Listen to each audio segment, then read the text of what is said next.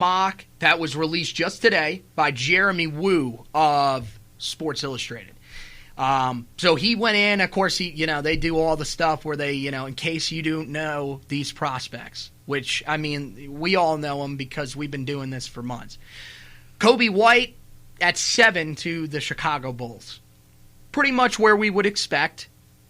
That's a team that we talked about actually a couple weeks ago on here, and we like that. Yeah, that to me, that makes a lot of sense. Right. They need point guard play in Chicago. Been looking for one since Derrick Rose's injury. Yep. I could not agree more. And it'd be in a position to where he'll probably play right away, which I think for Kobe is good. I think his game is NBA ready-esque. We've talked about that during the season.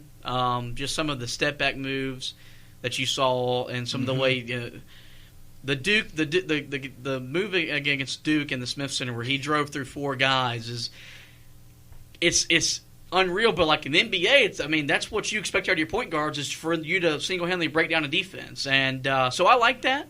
I don't see him falling past Atlanta. Oh, I don't see that happening either. By the way, I am wholeheartedly convinced that when women ask you, do you watch risque videos at night, whenever you're sitting by yourself, you say, yes, I do. I watch Kobe White dribble against Duke. I have it saved on my phone. So. I'm assuming, no, because you brought that up every time that we talk about Kobe. I love it, too. I think it's fantastic. Yeah. I just find it great. But you're right.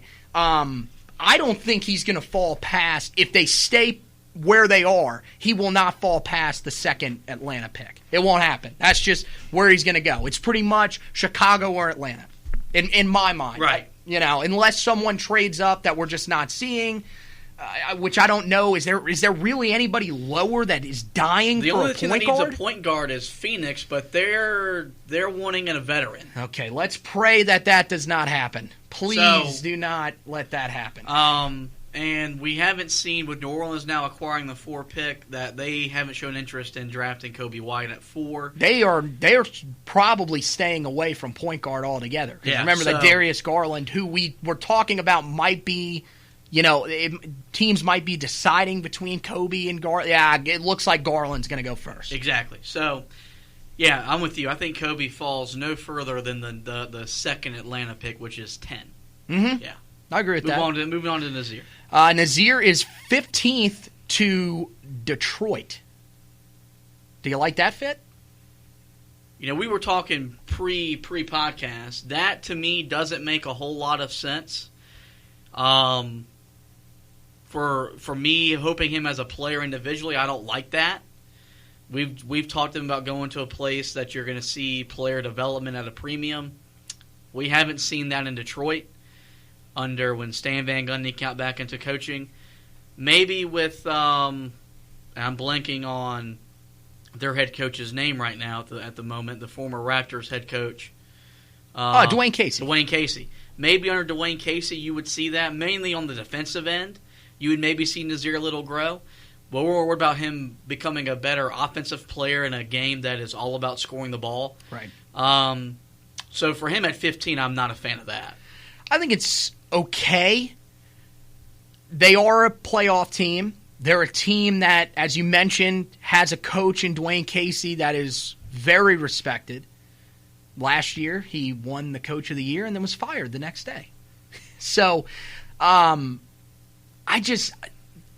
fit to me is just strange. I don't feel like that's what Detroit needs. Detroit needs a good scorer of the basketball, and that is not Nas right now. And the other thing for me is, if he's going to fall out of the lottery, I would prefer that he falls to a team that I think can do a little more damage. Nas is very weird when it comes to like how I'm going to perceive it watching tomorrow night. I want him to fall a little bit. I want him to land on a contender behind someone that can help teach him things. Like, to me, and I mentioned this before, I've fallen in love with the thought of him going to Oklahoma City and playing behind Paul George, a guy that I think he could resemble later on in his career, especially if he was able to learn from him. I mean, that's just where I'm at. So I don't think it's the worst fit ever in Detroit, but I don't love it. Yeah, I mean, we've discussed this with him. We either want him to go to a place where if he falls out of the lottery, it's a place where we've seen player development at a premium. Right. You've mentioned Orlando. That's another one team that's building something. As a Knicks fan, we're not supposed to love what Brooklyn is doing, but we've seen Kenny Atkinson. Yeah. They have shown how to develop young talent really quickly up there. I'd like to see that. But also, like if he works his way into the lottery, Atlanta wouldn't be a bad fit. 10 might be high. Yeah, but they could maybe trade back. But I mean, mm-hmm. We've been talking off air just in regards to the NBA talk. That's a team that could very well in 2 years be in the forefront of the playoff discussion because that's a good point. They play in a crap division, but they've got such young talent. And then of course the idea of him playing with Kobe White would be kind of cool for us as Tar Heel fans, for them two guys to go to the same place. But yeah, for Naz, it's either go to a bad team that you've seen player development, mm-hmm. or go to a contender. Oklahoma City, San Antonio. I know San Antonio is the one that you really love. I would love for him fit. to be coached by Greg Popovich. Mm-hmm. So yeah. And let's. What do you got on Cam Johnson? Cam Johnson is 24th to the Philadelphia 76ers. Absolutely love the idea of him on the 76ers. They're going to lose J.J. Redick most likely. Just in terms of money. They need mm-hmm. shooters because their point guard can't shoot past the free throw line, and you're getting what's arguably the best shooter in the draft. We've also seen him mock to Oklahoma City. Makes a lot of sense. They need shooters. Right. I think were they not dead last, I think, in the NBA in 3-point shooting this past year?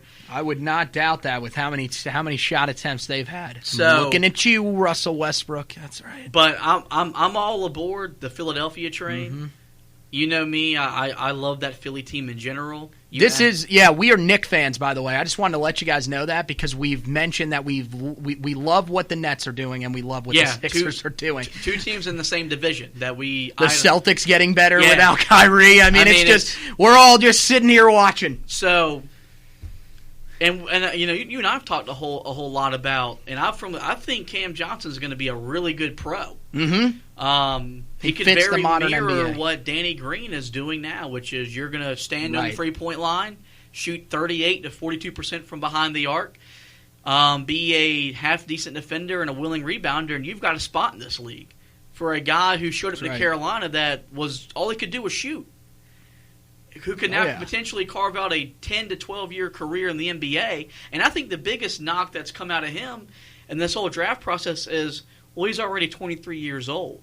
And that's being perceived as a negative thing where, like, if I'm a team that's drafting, he's already more mature.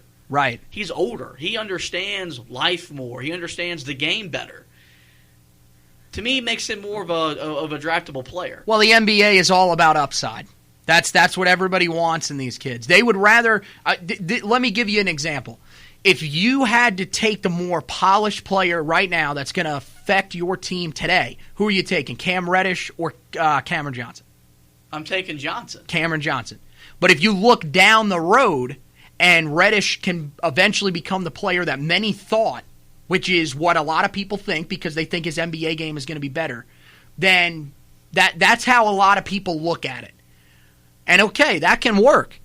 With Reddish, maybe you can end up getting a superstar. You don't really know. Right. With Cam, okay, we know what he is. He's not going to be a superstar. He's going to be a really good shooter that can help you and can potentially develop into a household name. Not a star, something like Kyle Korver, something like that. A guy that people know but don't say, I got to have his jersey, which is fine. There's nothing wrong with that. You know where I want him to go. I want him to fall one more spot. I want him at Portland. Oh, man. I would love that fit. That would be so great. Lillard, it would McCollum, make a lot of sense. Cam Johnson. You add another shooter.